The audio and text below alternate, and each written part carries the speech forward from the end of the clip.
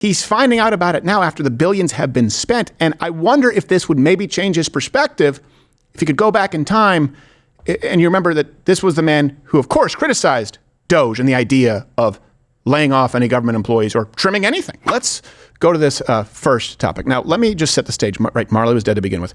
$230 to $520 billion in fraud, right, with our government. That's the estimate each year. Let's just call it an even around $500 billion. That's not overspending. That's not maybe some things that could be streamlined. That's like a fart in the wind, gone. We have no idea what's happening with it. It's basically spent on nothing. $500 billion every year.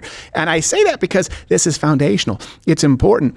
You either believe or understand that that is a problem, $500 billion gone, or you could line up with the left and say, okay, status quo, more money. More money will fix it. Let's continue with the spending. Let's continue with the size of government.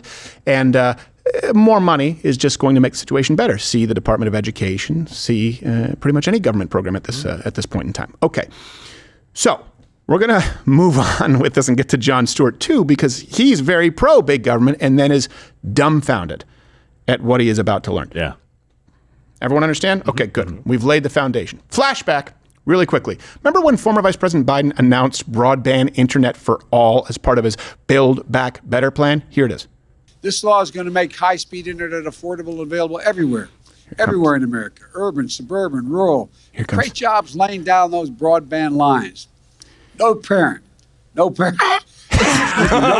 Wait, what? Have to sit in the parking lot of a fast food restaurant again. What's that? Just so their child. Is there a crow in his throat?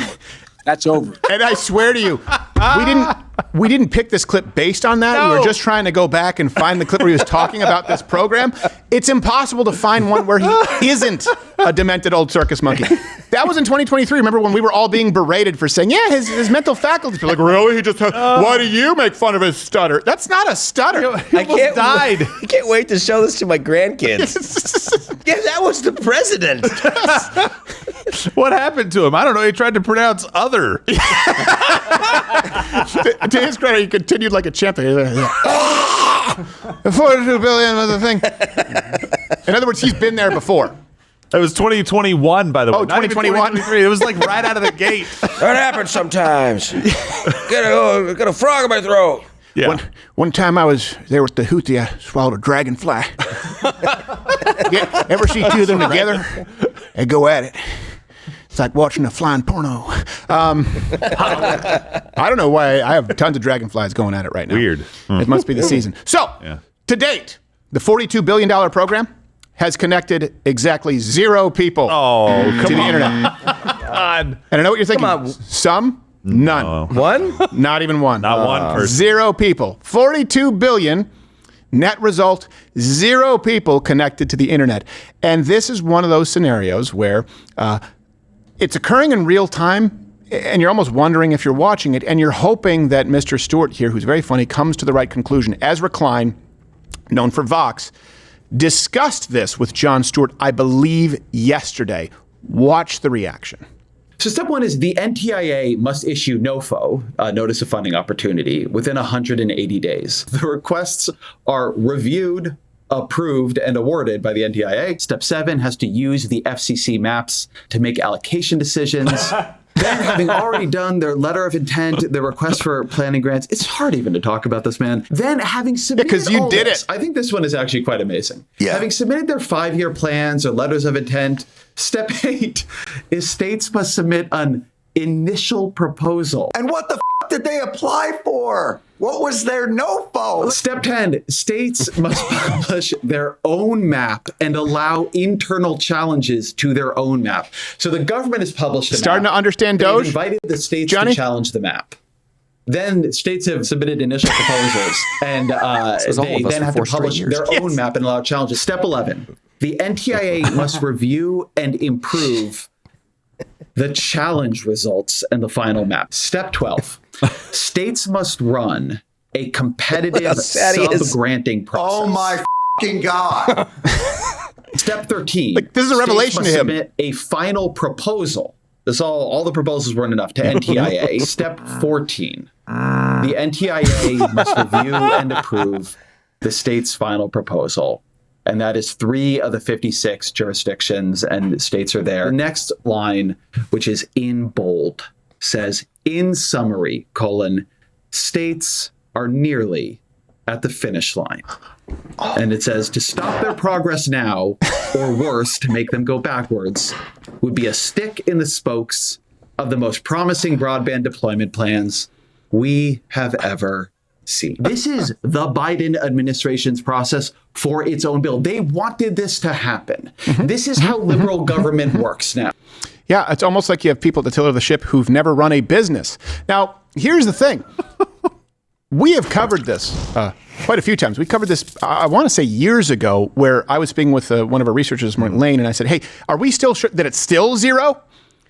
This is not new. We've gone through this. This is surely somebody has gotten it by now. Surely there's been some progress, and the answer is no. But Jon Stewart is finding out about this now. So we found out about it. Well, we've always known about it, which is why we supported the idea of DOGE before DOGE was a thing. The idea of trimming government bloat. He's finding out about it now after the billions have been spent, and I wonder if this would maybe change his perspective if he could go back in time. And you remember that this was the man who, of course, criticized DOGE and the idea of laying off any government employees or trimming anything. I want DOGE to work. I want better efficiencies. I want to get rid of the alphabet agencies that don't do enough, make the Pentagon pass an audit. But we are doging in the wrong place if we want to really change the system. The Democrats should go live on Facebook and do the people's audit. Find the absurdities and the remedies in our exploitative system. Get someone like AOC or Jasmine Crockett or Chris Murphy or anybody that doesn't sound like they're complaining why there's no more frozen yogurt at the cafeteria in the villages. Yeah. But the thing is, we were complaining about $42 billion being spent on a lengthy process that resulted in 0 people getting any kind of internet. Again, based on that false empathy that the left uses. He unironically mentions Crockett or AOC. That's insanity. The government moves so slow on wired internet that we now get it from space. Yes. I was just like, pause the program. Yeah. To give you an idea of the private sector performance and contrast, this doesn't exist in a vacuum. References available. Same amount of time, private companies, they connected 13 million people. Still using cables. To broadband. Let's go to Starlink. Starlink connected 27,000 people's phones following Hurricane Helene in 1 day. Wow. One whole day, huh? 1 day. I don't even think they took all 24 hours. Yeah, that was like 3 hours in, and then they just took a break the rest of the day. And by the way, when Jon Stewart says a people's audit, do you mean an audit where the results are being posted, for example, publicly on X regarding Social Security rolls or regarding USAID? Do you mean that? Do you mean that? Oh, no, you mean AOC. You mean gatekeepers like Crockett. He said Facebook Live, so he wants these people who are concerned about all of our data and information being viewed by Elon Musk and his team. He wants them to have other people go in and then broadcast our information live on Facebook for the whole world to see. Do you have an idea? Sometimes we lose $42 billion. $42 billion, to give you an idea, could buy 3 Ford-class aircraft carriers. Brand new ones. Brand new ones. Or it could buy you the Dallas Cowboys and the LA Rams and the New England Patriots and the New York Giants and even the Philadelphia Eagles. Or you could buy a homeless veteran $300,000 home each and still have $32 billion left over. Jeez. But instead... Well, get him $600,000 homes. There you go. We'll have a little less left over. Instead, we spent it on internet that was provided to 0 people. I just wonder how the left thinks they have a leg to stand on at this point. So Stewart is hearing this. He can't fathom the absurdity. We've known about it for a long time. Like I said during COVID, people say, well, we did the best we could. No. You decided to exclude information that was available at that time, Fauci. Jon Stewart, you didn't do the best you could with your information. You specifically decided to exclude the kind of information this very information that you're hearing now for the first time, that we've been talking about really for decades, but certainly the last few years. And Stewart actually goes on to bring up a pretty good point about regulation, which makes this all the more confusing. By the way, going to make it impossible for anyone other than larger corporations to comply because the expense that it would take for smaller, more agile, more local businesses, they would not have the manpower, the financial resources. You are excluding an enormous amount of the American economy in terms of building things by laying on compliance costs that would drive most companies into the ground. Yes, but you vote for the party who deemed BlackRock and Vanguard too big to fail. Glad you've come out against big business. Gosh. This is what we've been saying, by the way, about Obamacare, about the health insurance, the biggest kickback to health insurance companies ever in this country. This is what we've been saying about green energy deals that go to giant companies like Solyndra. Or, for example, this with internet. Overregulation. Of course, that's why big we're trying to banks, cut super it. banks. Yes. You can't have local credit. Airlines. How can you compete with a never-ending supply of federal funding? Airlines. Yeah.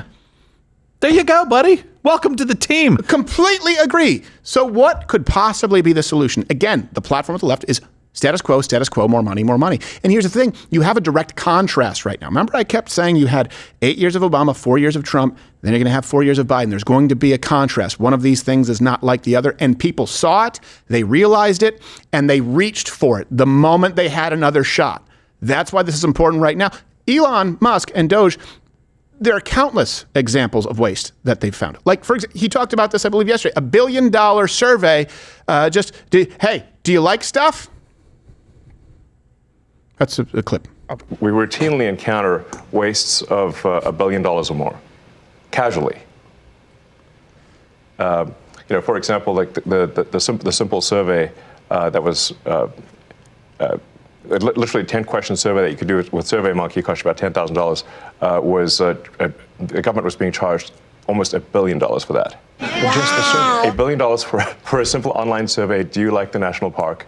And then there appeared to be no feedback loop for what would be done with that survey. So the survey would just go into nothing. Just for me to go, nah. Nah. Thank you. I think Yellowstone's gay. Unbelievable. The geysers didn't even blow. Yeah. It just cost $12 million. All right, fine. And this is not new. This is what we've been talking about for a very long time. It's what people like Jon Stewart and those on the left have been railing against.